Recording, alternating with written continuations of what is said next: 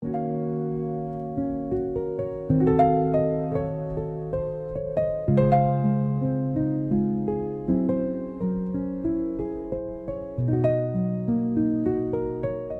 dia, boa tarde, boa noite, malta gira que semana após semana houve um Make Sellers Great Again. Bem-vindos ao nono episódio desta terceira temporada. O meu nome é Vítor Fazenda e estou aqui na companhia do caríssimo Pedro Lopes. Bom dia, boa tarde e boa noite, conforme a hora que nos ouçam. Vítor, muito obrigado por esta introdução. Vamos ter aqui mais um magnífico programa, como sempre, a habituar mal aqui os nossos ouvintes com programas de excelência. Vamos aqui começar. Nós estamos aqui a repetir-nos um bocado nas idas à universidade, que era algo que nos tínhamos proposto a não fazer, ou a fazer de forma contida, mas a certa altura é difícil de fugir do tema, não é? E vamos aqui falar também de uma parte lateral, poderemos falar assim, da universidade, mas não deixa de ser curiosa. Estou a ver que tu Diz, já foste mais vezes à universidade nestas semanas do que durante o teu curso, estou a ver. pois, também não é difícil, também não é Pois, difícil. só aquela Aquele, nota. ele foi feito à distância, foi feito Foi, foi remoto. foi remoto, foi Tu eras um remoto. visionário já na altura. Exato, exatamente. Fizeste o curso remoto. Exatamente. Então vamos aqui falar de os archeiros da Universidade de Coimbra. Eu penso que este assunto é pouco conhecido, apesar de todos nós, acho eu, temos a noção de haver ali uns senhores, habitualmente, na porta férrea, vestidos assim com uns trajes ligeiramente diferentes, hum, e que são então os archeiros, que aos dias de hoje são considerados ali um bocado como uns porteiros, acho eu. Acho que é assim que a cidade um bocado os vê, pelo menos na sua ignorância, Os porque era assim, bouncers. porque, exato, os bouncers, porque pelo menos era assim que eu os via.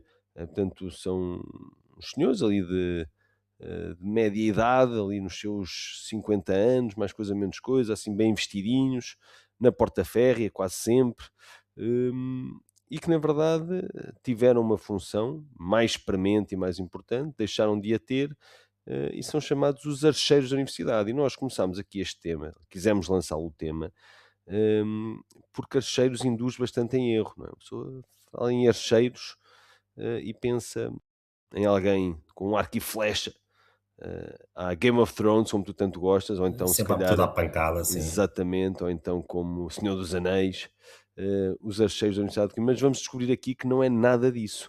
Eles são, há aqui uma curiosa definição, basicamente como seguranças medievais reformados. Eles já foram uma polícia a sério. Neste momento servem pouco mais do que para receber turistas e fazer um bocado o cenário todo da universidade e da recepção da universidade, mas nada tem a ver com arco e flecha. Hum, os archeiros eram inicialmente, como eu estava a dizer, uma polícia. É preciso lembrar, aliás, nós já tivemos aqui pelo menos dois episódios que nos fazem ver que todos nós somos uns meninos nestas últimas gerações comparado com a estudantada do século XIX e afins. Lembramos, por exemplo, o episódio 4 desta temporada 3 em que contamos o assassinato de dois professores ali em Condeixa por estudantes a tiro. E no episódio 7 da temporada 2, o roubo ali do sino, portanto, da torre, a cabra, o cabrão, e esse roubo mítico. E, portanto, estamos a falar de estudantes de outra estirpe, e daí também a necessidade de haver uma polícia, que era a Guarda Real Académica, que foi instituída no século XVIII, durante a reforma pombalina. Portanto, esta guarda assegurava a ordem e a segurança na cidade universitária, porque é preciso ver que a universidade já foi ainda mais independente do que é agora. Portanto, já foi quase um Estado dentro do Estado, uma cidade dentro da cidade. Se hoje é como é, imaginemos há uns anos, há uns séculos, com os poderes que tinham. E por isso tinha uma própria polícia, Aliás, existe mesmo, ou existia, uma prisão académica, que funcionou desde 1593 até 1834, portanto estamos aqui a falar de quase 300 anos. A universidade podia deter e julgar indivíduos, epá, é impressionante, portanto, o julgamento também partia da universidade, se estes cometessem delitos na sua área de jurisdição, portanto, que era a zona universitária. Este privilégio permitia à universidade deter, entre outros, estudantes, funcionários, lentes da instituição, portanto, professores, e os seus familiares. Portanto, epá, estamos aqui a ver a força que tinha a universidade. Exato, os tempos eram mesmo outros. Eu, por acaso, quando falámos a primeira vez deste tema, a comparação que fiz inconscientemente até foi com a Guarda Suíça do Vaticano, ou seja, extrapolei isto para uma área se calhar um pouco diferente, mas estava então a ver aqui estas personagens um pouco como tipo os últimos defensores da cidade, tipo, se nada mais funcionar, nós estaremos lá por vocês, tipo, algo desse género, assim um bocado já mais romântico, mas então o paralelismo que fiz foi aqui com a tal Guarda Suíça que é então encarregue aqui de assegurar que tudo corre bem no Vaticano. É, mas, meu caro, tu não estás muito enganado e não estás muito longe da verdade, porque até a forma, agora já nem tanto, que agora é assim mais um fato, digamos, mas a forma como eles, se formos a ver os fatos de gala dos archeiros, e as armas que eles usam, e já lá vamos, são muito semelhantes a esses da Guarda Suíça. A Guarda Suíça é um bocado mais espampanante, eu agora não tenho aqui de cor, mas acho que é assim meio avermelhado, não é? É, tem cores assim. Exato. Mas aqui os archeiros eram inicialmente conhecidos como os verdeais, devido à cor verde da farda. Portanto, esta autoridade tinha esse nome mais ou menos até quase meio do século XIX. A designação archeiros cresce que começa a partir de 1836, já com a extinção da dita cadeia, ou seja, há aqui uma ponta de ironia, que é aquilo pelo qual, o nome pelo qual nos conhecemos hoje, archeiros, acaba por coincidir com a extinção da dita cadeia, ou seja, a função deles fica um bocado esvaziada a partir daí, é a partir daí que eles usam e mudam para um nome até mais forte, não é assim Mais mais bélico. mais bélico, exatamente, archeiros, do que os verdeais, que os verdeais não impõem respeito a rigorosamente ninguém, não é? Ninguém tem medo, ninguém tem medo. Ninguém. E então vamos aqui, portanto, o nome anterior, os tais verdeais, caem em desuso, passam-se a ser chamados de archeiros, e aqui a tal confusão, porque archeiros vem de archa, porque alguém que usa arco e flecha é um arqueiro, não é um archeiro. E o que é esta tal archa? A archa é aquela arma que os vemos às vezes com nas cerimónias de gala. Eles, aliás, têm uma sala que é a conhecida Sala dos Archeiros ou Sala das Armas. E a archa não é nada mais, nada menos do que aquilo que eles designam como alabardas.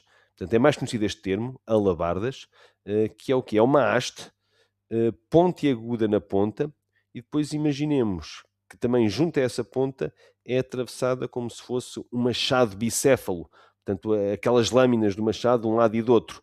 Vamos imaginar assim, portanto, é uma haste comprida, pá, com uns 2 metros, pontiaguda na ponta e com essas lâminas de 2 lados a completar a arma. E, portanto, desse nome mais conhecido, alabarda, mas também designada por archa, e daí archeiros, e portanto daí também muitas vezes a confusão das pessoas, por que raio é que se chama archeiro alguém que não tem arco e flecha, por isso simplesmente porque isso seria um erro, porque alguém que usa arco e flecha é um arqueiro e não um archeiro. E portanto estes senhores faziam o policiamento, a manutenção da ordem.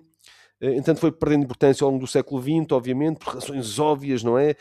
Porque ninguém pode ser detentor da força, o monopólio da força está designado às polícias do Estado, como é óbvio, e portanto a polícia académica acaba por se extinguir. Depois as forças policiais regulares, como a PSP, a GNR e tudo isso, começaram a garantir a segurança das pessoas e dos cidadãos, como é óbvio.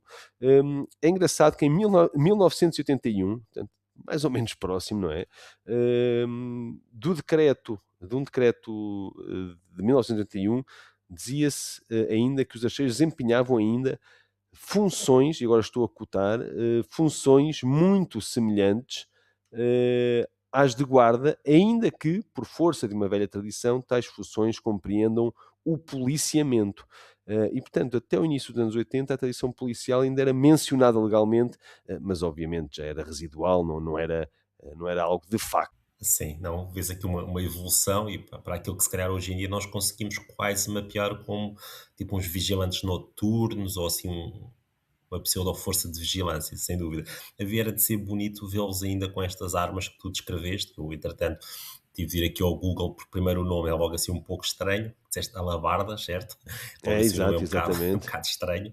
E segundo, eu acho que já vi isto, mas em brinquedos, só para tu veres aqui o paralelismo, ou seja, que sabes, Era, quando um eu, gajo é miúdo tem eu aqueles acho que bonequitos. Eu acho que os Legos Exato, tinham umas coisas desses, não é? Agora que estás a exato, falar disso. isso mesmo, ou E os seja, Playmobil também, se calhar, é sim, eu possível, lembro-me é. de ser miúdo, de brincar com isto sem saber pronto, o que é que era, mas agora já estou um pouco mais culto, já sei então que aquele utensílio de guerra que o Playmobil tinha, é então uma alabarda, sem dúvida, muito bom. É isso, e pronto. E desde então nós fazemos até aqui um salto para 2009, em que já há um artigo, portanto, é o mais recente que nós temos em relação aqui a falar dos archeiros em termos, podemos falar em termos legais, um artigo do Jornal de Notícias em que descreve a situação de forma muito clara, em que diz assim: já foram a polícia da Universidade de Coimbra, atualmente as suas funções assentam sobretudo na vigilância dos edifícios e informação aos turistas.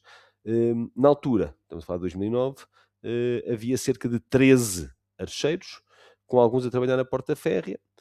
O posto de guarda-mor, que era o chefe tradicional, também já tinha sido extinto na altura, e acreditamos que hoje o número não tenha mudado muito e que seja à volta também de 13, 12, 13 que ainda trabalhem como archeiros, e eles fazem, acima de tudo, estão presentes em muitas das cerimónias oficiais da universidade, como seja doutoramentos honoris causa, investidura do reitor e a abertura solene das aulas onde formam as guardas de honra. E portanto fica aqui o nosso pequeno contributo para a manutenção da história, desta história, eu acho que é engraçada e original, acerca destes senhores que também fazem parte realmente da história da universidade no seu todo. Sim, sem dúvida. E parece-me ser mais um tema que, a meu ver, se calhar muita gente desconhece. Aí fica então aqui uma pontinha de cultura do nosso lado. Com isto, nós saltamos aqui para o segundo tema. Este segundo tema está então aqui associado à vertente das ruas, avenidas, neste caso ruas, e aqui como que um teaser dá uma sensação que isto é algo que por um lado acontece aqui em Coimbra, mas se calhar não é só em Coimbra que acontece. Esta questão aqui associada aos nomes. Tu queres então aqui elaborar um pouco mais sobre este segundo tema? É, vamos lá então. E isto surge tudo aqui de uma problemática, e esta acho que eu para mim esta é bastante, caindo na redundância, esta é realmente muito problemática. Que é algumas ruas, nesta cidade, acredito que isto aconteça no país inteiro, não havemos ser únicos e originais neste aspecto, algumas ruas desta cidade, epá, têm nomes de pessoas que pouco ou nada têm a ver com a cidade, ou pelo menos poderão ter tido numa época, numa altura, mas foi algo passageiro, algo que não se prolongou no tempo e, portanto, deixam de fazer sentido.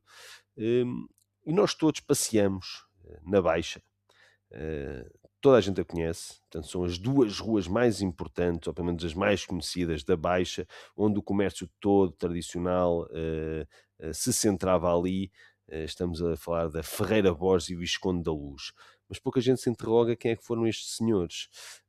E nós fomos fazer aqui um esboço da história destes homens na vida da cidade que mereçam, de tal forma, eh, ruas tão importantes que rasgam de uma ponta à outra a zona que foi o centro da cidade, nevrálgico, durante séculos, o mais importante da cidade. E nós, na nossa plena curiosidade, fomos então tentar aqui perceber quem foi Ferreira Borges e quem foi Visconde da Luz. Hum, Deixa-me só dar aqui uma nota para alguém que, voltando aqui a recordar, que vem de fora.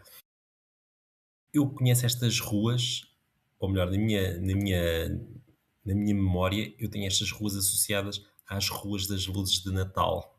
Agora vê lá, tipo, são zonas tipo nobres da cidade, e eu tenho a ideia que no Natal costumam ter sempre aquelas luzes assim mais apelativas, pronto, onde se consegue torrar aí uma boa parte do orçamento, mas é a memória que eu tenho então destas duas ruas, é as luzes de Natal, não deixa de ser um bocado irónico. e é verdade, é esta e depois a continuação, a continuidade, na Rua da Sofia, mas eram sem dúvida, pá, creio que ainda devam ser, também já perdeu o impacto que as luzes de Natal tinham antigamente, mas eram sem dúvida estas 2 ruas e depois a Rua da Sofia na continuidade das mesmas.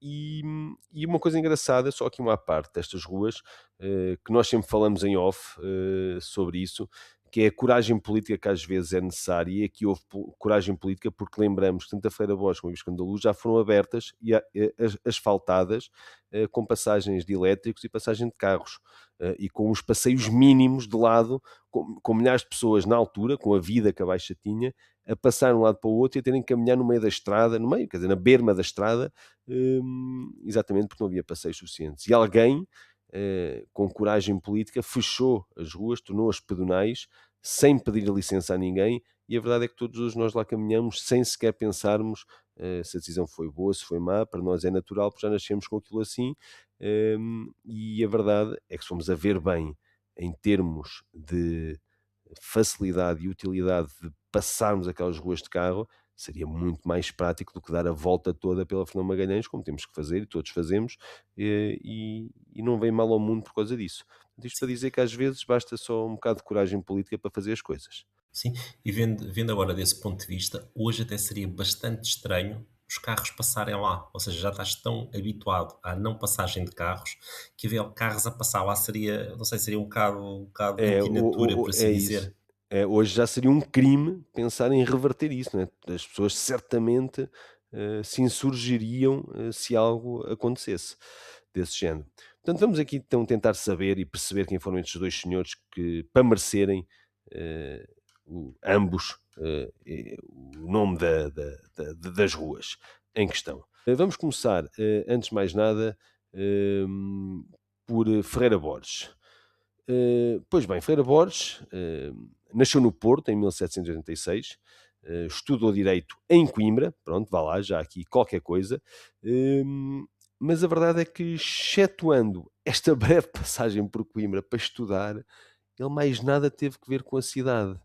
Ele realmente foi alguém importante no país, dividiu a sua influência no Porto, Lisboa, até Londres, foi deputado, foi também o organizador, criador, digamos assim, o impulsionador das praças do comércio do Porto e Lisboa, portanto estamos a falar de praças importantíssimas no país e nas suas respectivas cidades, porque realmente, como deputado e como alguém influente no poder, teve realmente um papel importante no país, mas na cidade, exceto o facto de ter cá estudado, e portanto estamos a falar de quê? 4, 5 anos, que é normalmente a média dos cursos na altura, ali no século XIX, portanto se ele nasceu em 1786, há de ter aqui estudado no Dialbar do século XIX, portanto ele apanhou por cá umas badeiras e tal, e pronto, e entretanto tem uma das ruas mais importantes, das vias comerciais aqui da nossa aldeia. Sim, Não sei, não faço ideia. sabes que isto dá-me um pouco de esperança. Primeiro dá-me um bocado de azia, porque eu já estou cá há mais tempo do que os anos que ele cá esteve, ou seja, se calhar estou aqui numa posição também de candidato, pelos vistos. Hum. E segundo, pá, eu acho que já contribuí mais para a cidade aqui com este podcast do que se calhar ele contribuiu para Coimbra, ou seja, dá-me aqui alguma esperança que se calhar ainda vão pensar em mim para dar aí o nome a algum beco, assim, alguma rua sem saída, ou seja, se calhar ainda vou ser imortalizado aqui nesta cidade. Ou então com uma das ruas principais, como Ou isso, aconteceu aqui eu já não penso tanto, já, ao senhor Ferreira Borges. já estou com Eh, expectativas baixas, pronto. e pronto, portanto, de Ferreira Borges temos pouco ou nada a dizer. Claro, obviamente, nós estamos aqui a fazer uma caricatura, obviamente que ele foi alguém importante, a história dele é muito mais profunda que esta, mas aqui o que estamos a tentar perceber é a influência em Coimbra, e a influência em Coimbra é quase zero, quase nula. Foi uma grande personalidade, quer dizer, é o mesmo que termos aqui uma rua Cavaco Silva.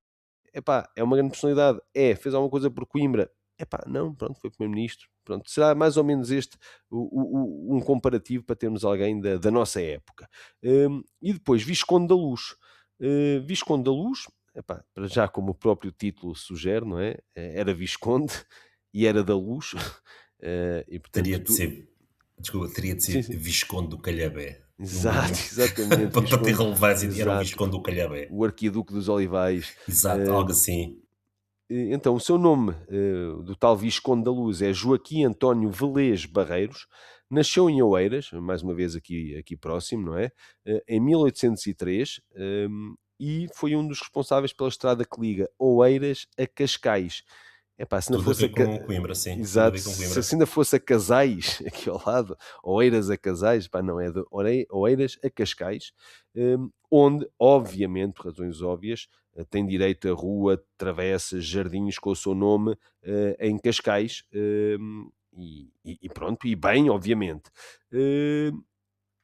A Visconde da Luz era anteriormente conhecida como a Rua do Coruche, ou de Coruche. Eu vi muitas vezes escrito como do Coruche, mas também vi algumas em que diziam de Coruche, e eu vendo Coruche como uma localidade, não consegui descortinar o porquê, a origem deste nome. Portanto, foi durante muitos séculos com este nome. A primeira menção conhecida é já do início do século XIII. Portanto, aquilo nem devia haver bem uma rua, não é? Devia ser um caminho, um Sim. batatal, e pronto, é a primeira menção conhecida à Rua de Coruche. Depois, lá está, ele nasceu em 1803, portanto foi ao longo do século XIX depois que foi alterada. E porquê? Porque houve obras na década de 50, a rua, pelos vistos, seria bastante sinuosa, muito estreita e imprópria para a importância que já tinha na altura, portanto, para passar carruagens, passarem pessoas, portanto, tinha que se alargar, tinha-se que dignificar a rua, e assim foi, assim alterou-se a rua, sofreu obras profundas e decidiram e aqui vou ler de um livro que se chama A Evolução Histórica e Geográfica da Baixa de Coimbra, obviamente, que é de Luís António Martins dos Santos, e que ele escreve assim: a 14 de setembro do mesmo ano, 1858, são inauguradas as obras da Rua de Coruche, a que se mudou o nome para Visconde da Luz, por ter este cavalheiro, na qualidade de diretor-geral do Ministério das Obras Públicas, contribuído para facilitar este melhoramento. Ou seja, o que é que temos aqui? Visconde da Luz assinou um papel em Lisboa a dizer sim, façam uma obra. E pronto, então toma lá o nome Merece, também, merece. merece. Portanto, nós tivemos como ministros das obras públicas mais recentes das nossas gerações o Ferreira do Amaral, o Jorge Coelho, o Mário Lino, portanto, qualquer um deles poderia ter o nome de uma rua importantíssima em Coimbra, porque assinou um despacho qualquer a permitir as obras ou o que quer que fosse. Sim. Eh, Citando o que tu disseste, qualquer um deles poderia ter facilitado, isto pode ter aqui uma segunda e- interpretação, exato, podia ter. exato, com uns dinheiros por baixo da. Sim, e aí, ok, aí se calhar, isto é mesmo à tuga, agora aí se calhar até poderia fazer sentido dar o nome, porque ok, ele facilitou, se calhar desbloqueou ali uma situação que era assim um bocado ingrata, eu não vou dizer que é cunha, mas possivelmente era uma cunha, se calhar pode ter sido essa a homenagem, ou seja, o mais próximo que ele pode ter estado foi facilitar, nesse sentido da palavra, e então por isso teve o nome da rua. Muito bem, olha. Exato, aí já merece. Se assim foi, já merece então. E é isso, quer dizer, temos aqui realmente, eu não sei, eu sou apologista de mudar o nome destas duas ruas, eu acho que isto é premiar a mediocridade, e é um bocado o barómetro intelectual aqui da nossa cidade por vezes, e isto, epá, não só já não faz sentido nenhum passado estes séculos todos, como realmente não há nada que o justifique da obra destes senhores que possa ter tido na cidade alguma relevância. E pronto, fica aqui pelo menos o meu mote para se mudar o nome, pelo menos destas ruas, mas muitas, muitas mais há nesta cidade que assim deveriam ser. Assim, nós até quase que poderíamos sugerir, dar aqui o nosso nome também para 2 ruas em Celas, 2 becos, o que fosse, mas depois temos aqui um pequeno problema que é este pseudo-esquizofrenia, que em todos os episódios temos um nome diferente, então basicamente já tínhamos nomes para todas as ruas de Celas, por isso Epá, ficava assim um bocado complicado, ajudar nessa parte. isso era impecável. Exato. Com isto, passamos aqui para o momento da semana.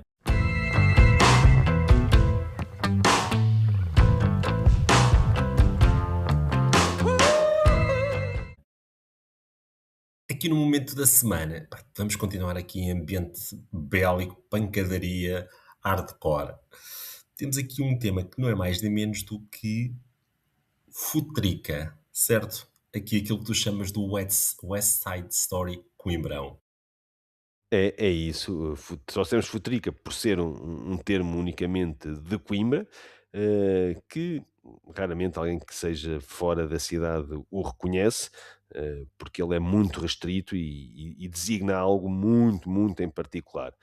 Os futricas basicamente eram os não estudantes, que viveriam na baixa, da cidade, enquanto na alta, onde portanto também se fez o Polo 1, viveriam os estudantes e parte dos profissionais ligados à universidade.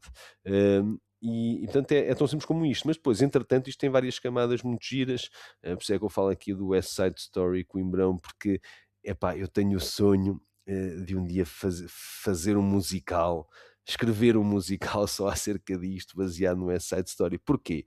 Tínhamos os Salatinas, não é? Lá em cima, que eram os habitantes nascidos e criados na Alta de Coimbra, portanto, que até se chegou a chamar, a essa altura, de Bairro Alto.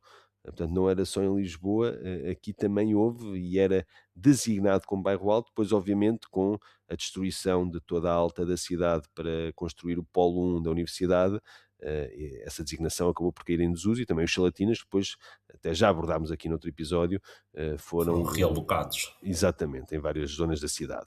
Depois havia os futricas, portanto, o termo mais genérico usado pelos estudantes para designar todos os não estudantes, hum, e às vezes até a distinção entre salatinas, e os outros, e futricas e isso tudo, acaba por ser tudo um bocado o mesmo. Os futricas eram os não estudantes, mas quase sempre mais ali da zona da baixa.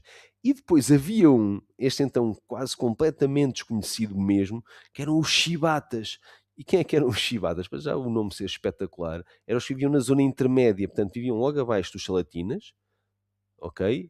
E logo acima dos futricas. Portanto, ali no No Man's Land, na fronteira entre a alta e a baixa. Era mais ou menos ali uma faixa de área, que incluía o Sousa Bastos, o Quebra-Costas, o Sobre Ripas, e era o chamado bairro Chibata. E eram vistos assim um bocado como uma tribo rival dos Salatinas. Atenção, há relatos de brigas e de porrada, epá, de meia-noite. Isto acho que eram rivalidades bastante antigas e bastante cerradas e Acesas. acesas. E portanto, por isso é que eu digo, epá, isto está para fazer aqui um West Side Story, ou como tu dizes, um Gangs of New York ou uns Peaky Sim. Blinders, não Isto é? aqui, isto cheira a Peaky Blinders por todo o lado. Pá, isto tinha de ser aproveitado. É para a malta do Netflix, HBO, o que vocês quiserem. Peguem aqui nisto, romantizem isto como quiserem, mas têm de meter isto na tela grande.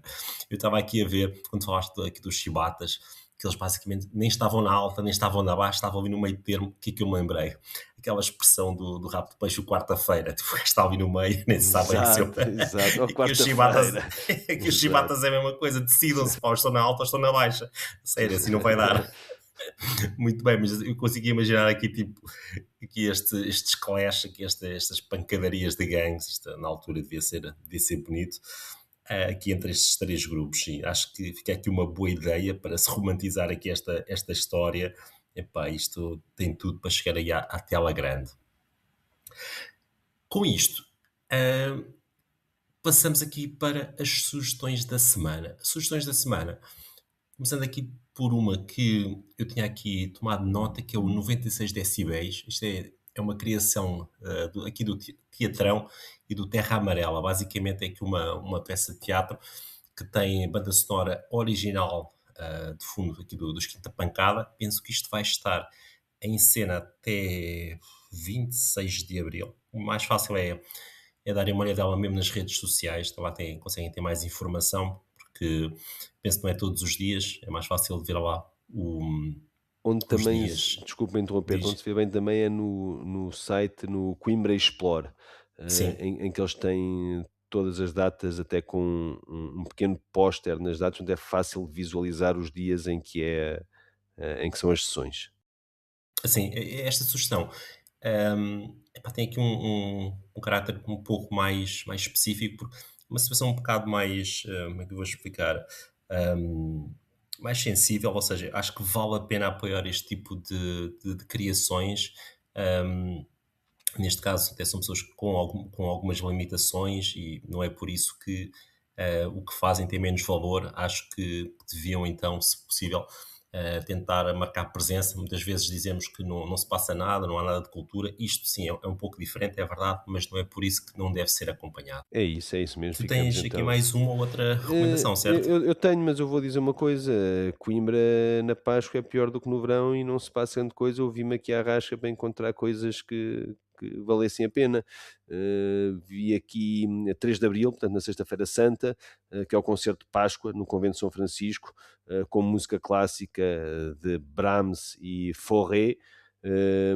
Portanto, uma coisa mais solene para quem gostar de música Estás clássica. muito culto, pá. Estás muito É, culto, meu assim, caro. epá, e como o Convento de São Francisco insiste em não ter programação, diferente e diversa, aqui pelo menos finalmente com alguma coisa, uma lefada de ar fresco, mesmo que seja, de há 2 séculos. Tinha visto também aqui um projeto mais experimental de jazz, com João Pedro Dias e Luís Figueiredo às 9h30 no São Brasil, também na terça-feira, portanto, se o café curto é às 7h30, este é às 9h30, podem saltar de um para o outro, e assim ter uma sessão de música seguida. Eu queria só fazer aqui uma ressalva que é, infelizmente a nossa Battle de Music acabou, finalizou.